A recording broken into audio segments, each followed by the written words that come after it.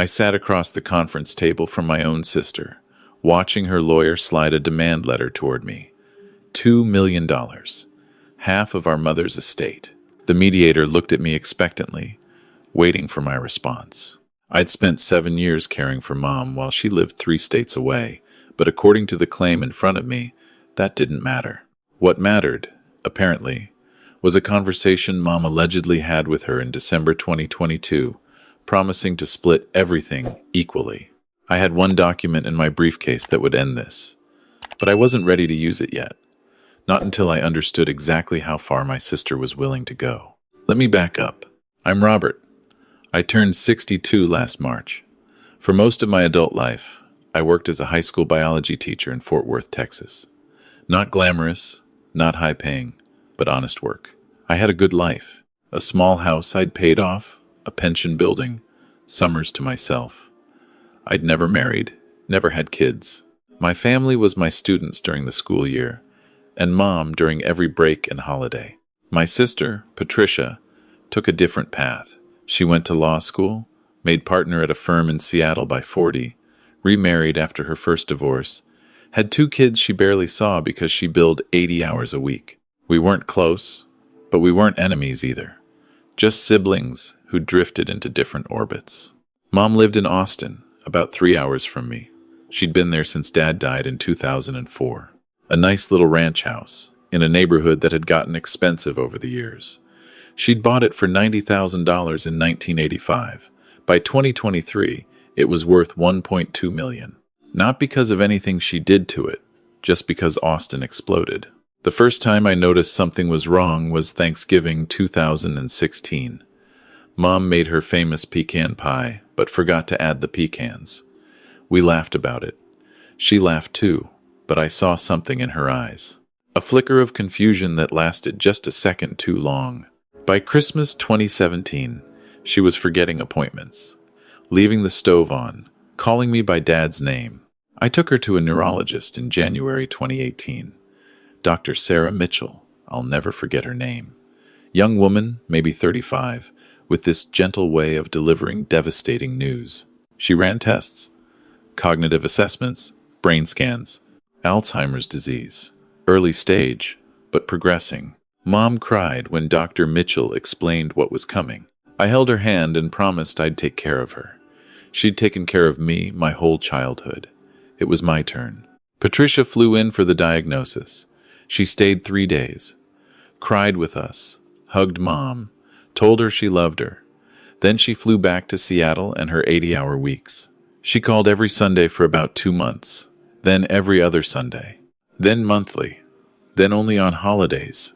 I called her in March 2018 to discuss Mom's care. She was sitting at her desk.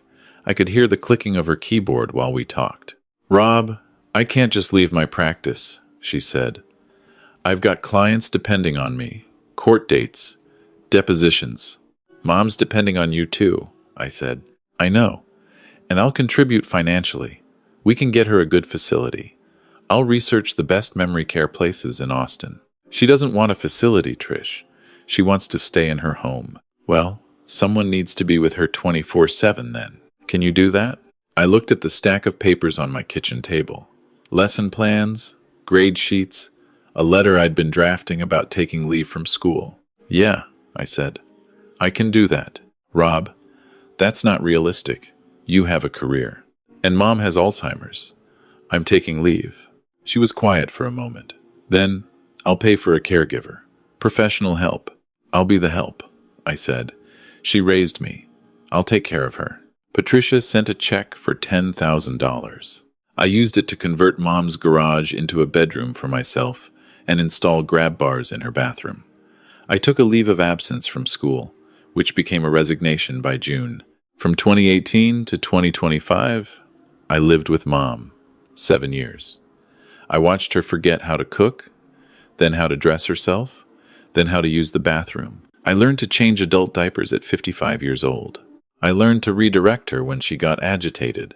I learned to pretend to be Dad when she forgot who I was, because it made her happy. Patricia visited 4 times in 7 years.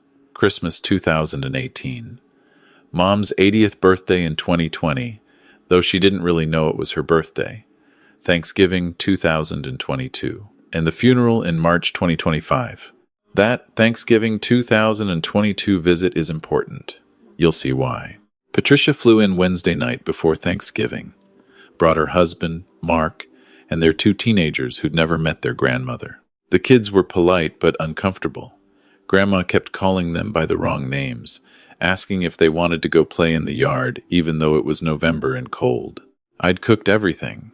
Patricia offered to help but didn't really know where anything was in Mom's kitchen anymore. She set the table while I managed the turkey, the sides, Mom's medications, Mom's bathroom needs, everything. During dinner, Mom had a moment of clarity. They came less and less frequently by then, but when they did, it was like she was fully back. She looked at Patricia and said, "You look so successful, sweetheart. I'm proud of you." Patricia's eyes filled with tears. "Thanks, Mom. I'm proud of you too. And Robert," Mom turned to me, "you've been so good to me. Both my children, so wonderful." It lasted maybe 2 minutes. Then she forgot we were having Thanksgiving and asked when dinner was. Patricia left Friday morning, hugged me goodbye. "I don't know how you do this, Rob. Seriously, you're a saint." "I'm her son," I said. After she left, I found an envelope on the counter. Inside was a check for $5,000 and a note. "For Mom's care. Thank you for everything. Love, Trish." I deposited it into the account I'd set up for Mom's medical expenses. I'd burned through my savings by then. The pension from teaching wasn't enough to cover 2 households, even though I'd sold my Fort Worth house. I'd taken out a line of credit against Mom's house to pay for her prescriptions, her supplies, the physical therapy, everything Medicare didn't cover. But I never asked Patricia for money, and I never asked Mom for anything except to keep fighting. Mom's will had been written in 2019 when she was still lucid enough to understand what she was signing. Her lawyer, a guy named Tom Henderson, helped her draft it. I drove her to his office. She insisted on talking to him alone. Afterwards, Tom called me into his office. Mom sat there, looking tired but determined. "Robert," Tom said, "your mother wants you to know what she's decided.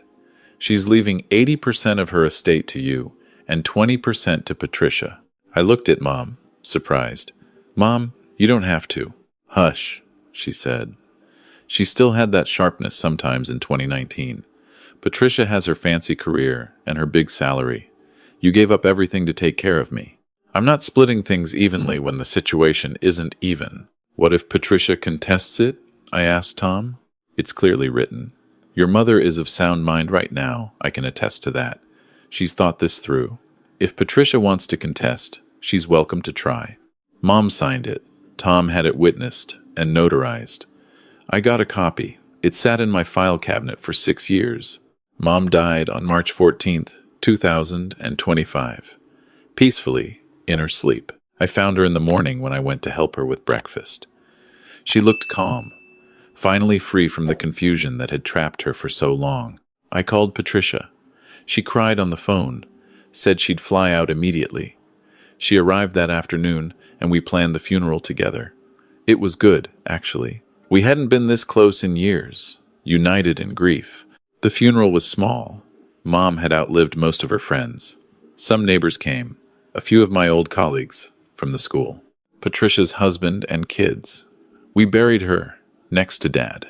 After the service, Patricia asked when we should meet about the house. "Tom Henderson is handling the will," I said. "I'll set up a meeting." "What did Mom decide?" she asked. I could have told her then. Should have, maybe. But I was tired, grieving. I said, "Let's wait for the lawyer." We met at Tom's office 2 weeks later. He read the will. When he got to the distribution of assets, 80% to me, 20% to Patricia, I watched my sister's face change. "That can't be right," she said. Tom slid the document across to her. "It's right. Your mother was very clear." Patricia scanned the pages. This was written in 2019, 6 years ago. Mom's mental state deteriorated significantly after that. "The will was executed when she was competent," Tom said. "Doctor." Mitchell provided documentation of her cognitive status at that time. "But Mom talked to me after that," Patricia said. She was getting agitated now, lawyer mode activating. In 2022, at Thanksgiving, she told me she wanted things split evenly between us, that we were both her children and she loved us equally. I stared at her. Mom was deep into Alzheimer's by Thanksgiving 2022. Trish. She didn't know what day it was half the time. She had moments of clarity. You said so yourself. She recognized me. We had a conversation. What conversation? I asked. What exactly did she say? Patricia's jaw tightened. We were in the kitchen, washing dishes. You were putting her to bed. She told me she wanted to make sure I knew she loved me as much as she loved you, and that when the time came, everything should be split fairly between us. 50-50. I tried to remember that night. I'd put Mom to bed around 8. She'd been agitated, fighting sleep. Patricia and Mark had been cleaning up. Was it possible they'd talked? Even if she said that, I said carefully, she wasn't legally competent to change her will. So, you're really going to do this? Patricia's voice rose. You're going to take almost everything? I'm following Mom's legal will. I'm her daughter too, Rob. I have just as much right. You visited 4 times in 7 years. The words exploded out of me. I gave up my career, my home, my entire life. I wiped her when she couldn't use the toilet. I held her when she cried because she didn't recognize her own reflection. Where were you? I was supporting my family. I sent money, $15,000 over 7 years. I spent $40,000 just on medical bills insurance didn't cover. Patricia stood up. I'm not going to sit here and be guilted. Mom made me a promise in 2022. I'm entitled to half. Tom cleared his throat. Miss Patterson, legally speaking, a conversation with someone suffering from documented Alzheimer's doesn't supersede a validly executed will. Then I'll contest it, Patricia said. And we'll let a court decide whether my mother's dying wish should be honored. She walked out. Mark followed her, giving me an apologetic look. I sat there, shaking. Tom put a hand on my shoulder. I've seen this before, he said quietly. Family disputes over estates. It gets ugly. Are you prepared for that? Do I have a choice? You always have a choice. You could settle. Give her more than 20%. Avoid court. It's not about the money, I said. It's about Mom knowing what she wanted. She made that will when she was clear-headed. She knew what I'd sacrificed. Then we'll fight, Tom said. 2 months later, I received a formal notice. Patricia had filed a will contest, claiming undue influence and Mom's altered mental state. She was demanding the will be invalidated and the estate split 50-50. Her lawyer was from her firm in Seattle, a guy named Richard Brenner. He filed a motion for mediation before trial. Standard practice, apparently. Courts want families to settle these things without clogging up the docket. The mediation was scheduled for July 18th, 2025, 4 months after Mom died. We met at a conference center in downtown Austin, neutral territory. I arrived with Tom. Patricia was already there with Richard. We sat on opposite sides of a long table. The mediator was a woman named Jennifer Walsh, 50s, professional smile. Probably done 1,000 of these. Thank you both for coming, Jennifer said. I know this is difficult. Losing a parent is hard enough without legal conflict. My goal today is to help you find a resolution that honors your mother's memory and preserves your relationship as siblings. Patricia folded her hands on the table. She dressed for battle power suit, hair pulled back, full makeup. I was wearing khakis and a button-down, the same clothes I'd worn to teach for 30 years. Jennifer outlined the mediation process. Each side would present their position. We'd discuss options, try to find middle ground. Richard went first. He was good. I'll give him that. He painted a picture of a devoted daughter who lived far away but stayed connected through calls and visits. A successful professional who contributed financially to her mother's care. A woman who had one final, meaningful conversation with her mother before dementia stole her away completely. Mrs. Patterson's dying wish, Richard said, was for her children to share equally in her legacy. That's not unusual. Most parents want to treat their children fairly. Mr. Patterson's will, written 6 years before her death and before the full progression of her illness, doesn't reflect her final intentions. Then it was Tom's turn. He presented the facts. The valid will, Mom's documented competency in 2019, the clear decline in her cognitive function after that. Dr. Mitchell's reports. Robert Patterson sacrificed his career and 7 years of his life to provide care, Tom said. Patricia Patterson visited 4 times. The disparity in the will reflects Mrs. Patterson's recognition of that disparity in contribution. Jennifer listened to both sides, taking notes. Then she looked at me. Mr. Patterson, why don't you tell me, in your own words, about caring for your mother? I took a breath. Where do you even start? I moved in with her in 2018, I said. She was scared. The diagnosis terrified her. She kept saying she didn't want to forget her life, forget us. I promised I wouldn't let her go through it alone. That's very noble, Jennifer said. It wasn't noble. It was what she needed. Can you describe what the care involved? I described it. The progression from forgetting keys to forgetting how to eat. The nights she'd wander, trying to find her long-dead parents. The times she'd hit me because she thought I was a stranger breaking into her house. The brief moments of clarity that became rarer and rarer. It sounds exhausting, Jennifer said. It was the hardest thing I've ever done. And you didn't feel your sister should have contributed more? I glanced at Patricia. She was staring at the table. I didn't ask her to, I said. She had her own life. But you resent that she wasn't there? I don't, I stopped. Did I resent it? I don't know. Maybe. But that's between me and Trish. Mom made her decision about the will. That's what matters. Jennifer turned to Patricia. Miss Patterson, tell me about this conversation with your mother in 2022. Patricia looked up. It was Thanksgiving. Thursday night, maybe 9 o'clock. Rob was putting Mom to bed. I was in the kitchen with my husband, washing dishes. Mom came out. She did that sometimes, Rob said, wandering at night. She seemed confused at first, but then she focused on me, really looked at me. And she said, Patricia, you're my daughter. I love you just as much as Robert. When I'm gone, I want you to know everything will be split fairly. You'll both get half. Those were her exact words? Jennifer asked. Close enough. The important part was split fairly and half. Was anyone else present? My husband, Mark. He heard it too. Jennifer made a note. Mr. Patterson, do you dispute this conversation happened? I dispute that Mom was mentally competent to make legal promises, I said. By November 2022, she thought I was dad half the time. She'd ask me when we were getting married. She'd talk about needing to pick up her kids from school, meaning me and Trish, even though we were in our 50s. But she could have lucid moments? Jennifer pressed. Brief ones. Getting rarer. Long enough to express a wish about her estate? I saw where this was going.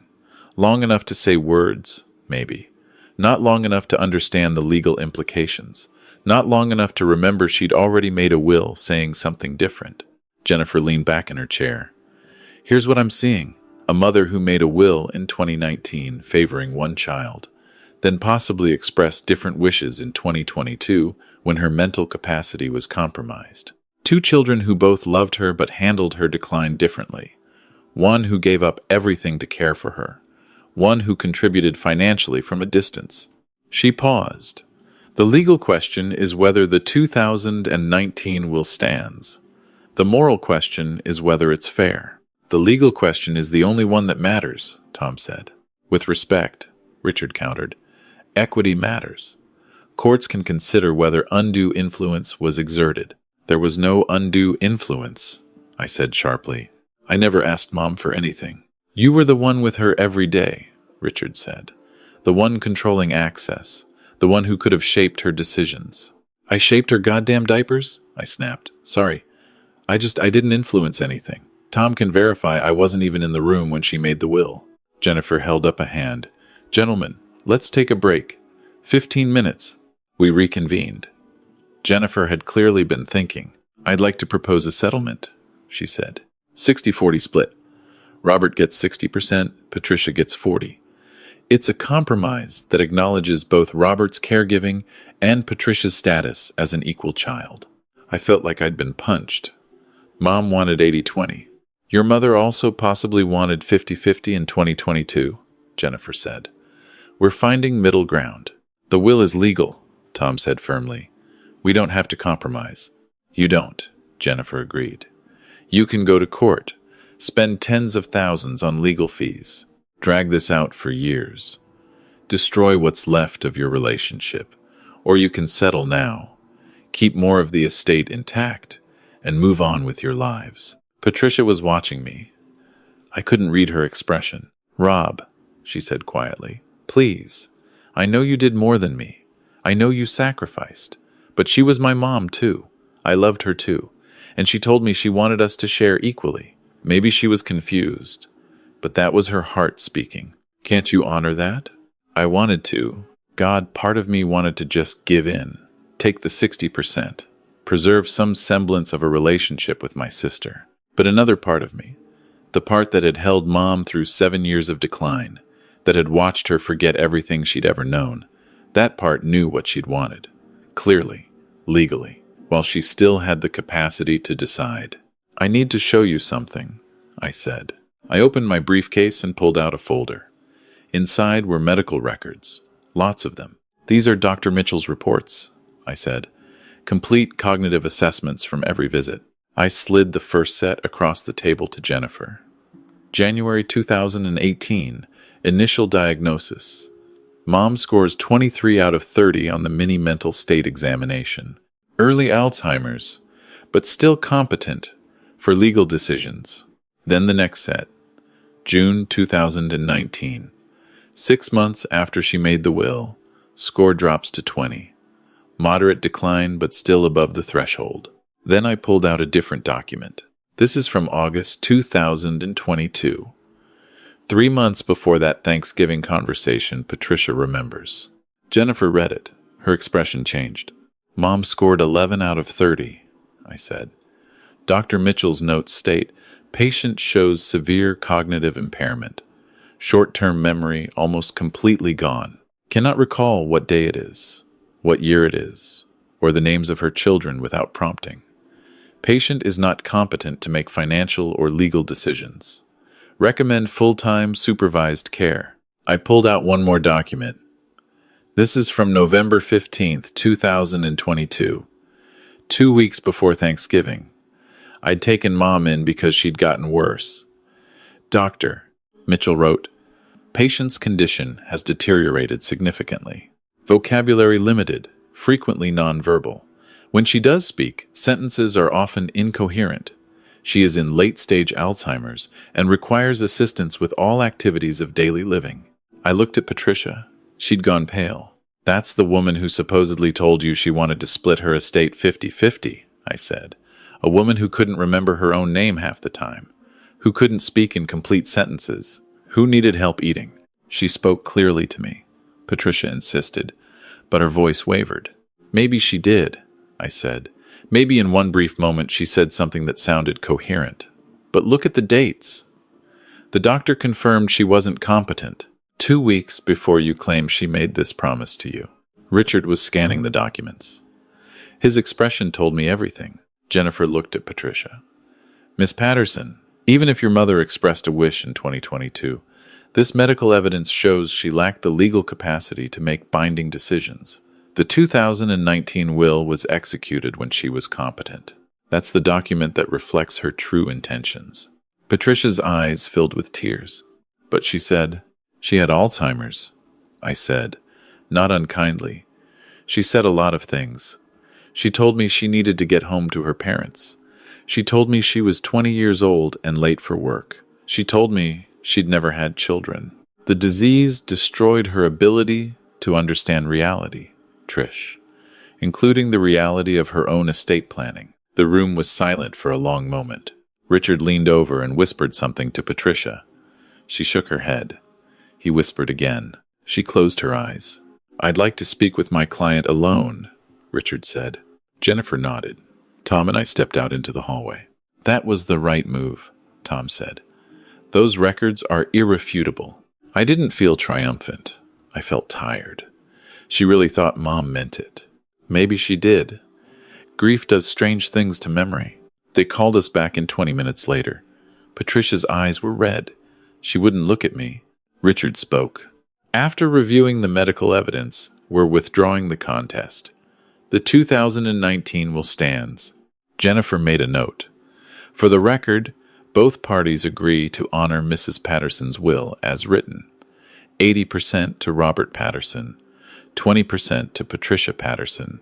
Yes, Richard said. I should have felt relieved. Instead, I just felt hollow. The paperwork took another hour. Signatures, notarizations, official withdrawal of the contest. When it was done, Patricia stood up immediately. Trish, I said. She stopped but didn't turn around. I'm sorry, I said. For what? You won? I'm sorry you weren't there. I'm sorry you missed those 7 years with her. I know you had your reasons, your career, your family, but you missed seeing her, really seeing her, at the end. And I'm sorry for that. Patricia finally looked at me. Her face was a mix of anger and grief and something else I couldn't name. Do you know what the worst part is? She said. You're right. I should have been there more. I knew it then. I know it now.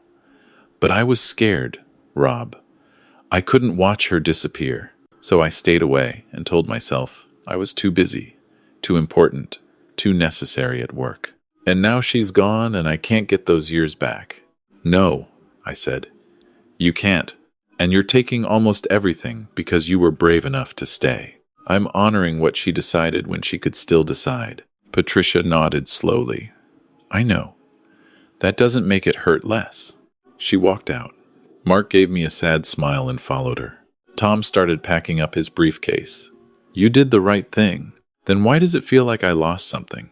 Because you did. You lost your sister, probably. That's the price of standing your ground. The estate settled in September. The house sold for $1.3 million. After taxes and fees, I walked away with about $900,000. Patricia got just over $200,000. She didn't come to the closing. Her lawyer handled everything remotely. I bought a small condo in Fort Worth, near my old school. Put the rest in investments. I'm back to teaching, part-time, because I missed it. The money means I don't have to worry about retirement, which is good, because 7 years out of the workforce did a number on my pension. I tried calling Patricia twice, once after the estate closed, once at Christmas. She didn't answer, didn't call back. I understand. I took the money over the relationship. In her eyes, that's what I did. Never mind that it was Mom's decision. Mom's will, Mom's way of saying thank you for those 7 years. Patricia sees it as me choosing greed over family. Maybe she's right. Maybe I could have settled for 60-40 like Jennifer suggested. Would that extra 20% have been worth keeping my sister? I don't know. What I do know is this. I have Dr. Mitchell's reports in a file cabinet.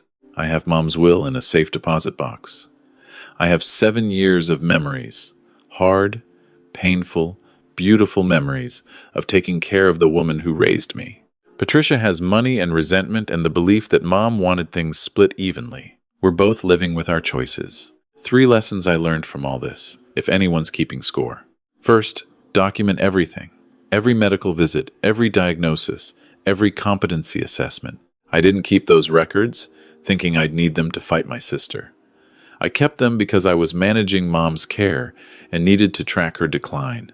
But when it mattered, when I needed to prove that Mom's 2019 will reflected her true wishes, and her 2022 conversation didn't, those records saved everything. Second, have the hard conversations when people can still have them. Mom and I talked about the will when she made it. She told me exactly why she was splitting things the way she was. If I'd pressed her to talk to Patricia about it back then, maybe this whole mess could have been avoided. But I didn't want to make waves. I assumed Patricia would understand. I was wrong. Third, family and money make a toxic combination. I thought Patricia and I were past sibling rivalry, past fighting over who got what. We were adults, successful in our own ways, with our own lives. But put an inheritance on the table and we turned back into kids arguing over who got the bigger piece of cake.